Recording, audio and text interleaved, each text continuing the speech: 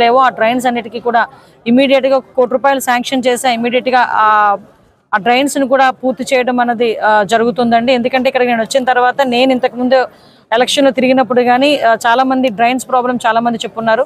ఈ రోజు ఇక్కడికి వస్తున్నప్పుడు కూడా ఈ రోడ్ లో కూడా డ్రైన్స్ లేక చాలా ఇబ్బందులు పడే పరిస్థితి కనిపిస్తా ఉంది.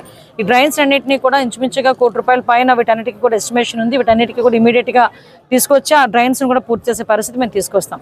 లాస్ట్ గవర్నమెంట్ లో ఏదైతే వాళ్ళు వదిలేశారో అవన్నీ కూడా ఇప్పుడు మేము రిస్టోర్ చేసుకుంటున్నాము. మళ్ళీ ఒకటి పనులు కూడా పూర్తి చేసుకుంటున్నాం. మీరందరూ గమనించే ఉంటారు. మొన్న అడ్ రోడ్ నుంచి నర్సీపట్నం వరకు ఎన్డీబీ రోడ్లు కూడా ఇంచుమించుగా 24 కోట్ల రూపాయలు పెట్టి రోడ్డు వేయడానికి కూడా మొన్న శంకుస్థాపన చేయడం జరిగింది. మళ్ళీ ఈ రోజు ఇక్కడ శంకుస్థాపన చేసాం. మళ్ళీ సత్యవరంలోని 60K కెపాసిటీ కలిగిన ఒక వాటర్ ట్యాంక్ ను కూడా శంకుస్థాపన చేయబోతున్నాం.